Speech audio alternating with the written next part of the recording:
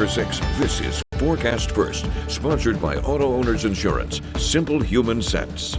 Satellite and radar showing some fairly widespread snow showers across mid-Michigan this evening. Road temperatures very close to the freezing mark. So as we go throughout the next hour or two here, this snow will start to accumulate on the roads, creating some very slick travel conditions. In addition to the snow, it is rather breezy outside. A current wind gust 44 miles per hour here in Lansing. The combination of the two is also going to reduce visibility across the area. Temperature-wise, as we go throughout the overnight hours, we will be cooling down into the mid to upper 20s. Notice wind chills tomorrow morning will be in the mid to low teens with more snow in the forecast. 6 News at 5:30 starts right now.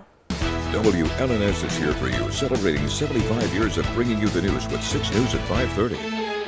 Now at 5:30, the latest on the case of a missing pregnant woman from northern Michigan who was found dead. Details on the arrests of 2 people close to her. Plus, a Ferris State University associate professor has been arrested by Immigration and Customs Enforcement. And the search continues for a missing high school football coach in Virginia who has warrants out for his arrest. Those stories and a lot more, and all in the first 6 minutes. Thank you for joining us tonight. I'm Siobhan Klepfer. Let's start that clock. And we begin this evening with an update in the case of a pregnant woman in northern Michigan who was found dead Tuesday after having been missing for 21 days. According to our media partners at MLive, 22-year-old Rebecca Parks' father announced that it was her body that was found near her mother's home in Manistee National Forest. According to 9 and 10 News, the Wexford County Sheriff's Office has not confirmed the body belongs to Park, but they did say a body was found and it resembles Park. Now, this woman was more than 30 weeks pregnant. Authorities have not said anything about the condition of her baby. Media also reports Parks' fiance and sister, Richard Fowler and Kimberly Park, have both been arrested, but it's not confirmed if it's connected with this case. In Big Rapids, U.S. Immigration and Customs Enforcement says agents arrested a Ferris State University associate professor who they say is a convicted sex offender and illegally in the country. Sumnith Gunasekara was taken into custody on November 12th in Detroit. Authorities say the Sri Lankan national traveled to the U.S. in 1998 and then to Canada.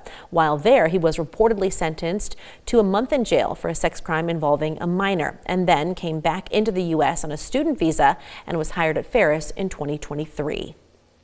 In Benton Harbor, a single-engine plane crashed and flipped over on the runway this morning. It happened at the Southwest Michigan Regional Airport. There were 2 people on board the plane at the time, and both were outside of it when first responders got there. One of the 2 had cuts to their head and was taken to a hospital, and this crash is still under investigation. Today, Michigan Attorney General Dana Nessel released a report saying a state police trooper's fatal shooting of a suspect was justified self-defense. The shooting happened in Detroit in May when troopers were putting a tracking device in a car as part of an investigation into a car theft. They did not realize 23-year-old Martez Britt was inside the car, and he allegedly got out and shot at troopers, hitting one of them. Another trooper fired back, killing Britt. The trooper who was shot survived. A Virginia high school football coach who disappeared during his team's undefeated season is now the target of a child pornography investigation. Virginia State Police have issued 10 warrants for the arrest of Union High School football coach Travis Turner. The 46-year-old is wanted on 5 counts of possession of child pornography and 5 counts of using a computer to solicit a minor. Turner has been missing since last Thursday when agents went to his home to question him in an undisclosed investigation. In a statement released through their attorney, Turner's family says, "We remain prayerful for his safe return and for everyone affected by the circumstances surrounding his disappearance." In Massachusetts, investigators say an energy company delivered the oil to a house in Medford instead of a customer at the same address in the city of Malden. And the homeowner says his wife and brother-in-law smelled the fumes. Several years ago, the home was converted from oil to gas. The pipe leading into the house and tank were removed, but the oil fill where the house connects was left in place. The head of an oil tank installation company tells CBS Boston it could take months to remove the oil that spread through this house. We'll take a look at this. Several high-rise apartment buildings caught fire today in Hong Kong. At least 36 people are dead and about 280 are still missing. At least one of those dead is a firefighter. The buildings are part of the same housing complex. Officials say the intense heat and collapsing scaffolding around the buildings made fighting this fire extremely difficult. Police say 3 men have been arrested in connection with this fire, but they have not said how they're involved. In Brazil, former President Jair Bolsonaro started his 27-year prison sentence on Tuesday. He was convicted for leading a coup after losing his country's election in 2022. He had been on house arrest since August, but on Saturday he was arrested after breaking his ankle monitor while his son held a rally for supporters outside of the house. Also on Saturday, President Donald Trump told reporters he'd soon be meeting with Bolsonaro. Since the rearrest, the future of that meeting is unknown. Meanwhile, the president of Mexico, Claudia Sheinbaum, announced today plans to build a supercomputer that would be the most powerful in Latin America. The government says the project will help the country capitalize on artificial intelligence and expand computing capacity. It's planned to be 7 times more powerful than the current leader in Brazil.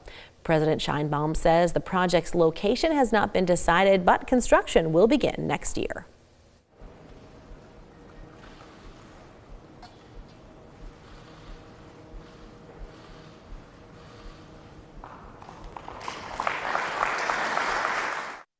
Well, that was the moment today the Olympic flame began its journey from ancient Olympia to the 2026 Winter Games in Milan. Because of bad weather, the ceremony was moved indoors, where the torch was lit by a backup flame that was ignited earlier this week. Normally that happens at the ceremony where a mirror is used to redirect the rays of the sun. The Everybody Loves Raymond 30th Anniversary Reunion aired on CBS earlier this week, and for fans who need more of the show, there is a new immersive tribute. The Long Island Music and Entertainment Hall of Fame has recreated the Barones' iconic home, which was set on New York's Long Island. Inside, you will find 7 iconic costumes and original furniture, including the couch, which you can sit on. The recreated rooms are filled with the real props that fans know by heart, from the suitcase left on the stairs to the famous Christmas toaster. All the little tchotchkes and all the little things that you see in the Barone house. Hunt was on to fill the room and to reproduce it as close as we could. I watched it get loaded on the truck like it was like a newborn baby being delivered, and it came here, not a scratch on it. Exhibit designer Kevin O'Callahan calls this the holy grail of Everybody Loves Raymond, and the exhibit, if you're interested, runs until January 4th. That's really cool. It looks amazing. I was just gonna say, and the fact that you're able to transport all of that and still make it an exact replica, yeah, it's pretty cool for fans. I love that. Well, cool weather, and it's really not cool for trying to travel today, Kendall. No, not at all. And conditions are likely only going to worsen as we go throughout the rest of the evening. And there's more snow in the forecast this weekend too, Siobhan.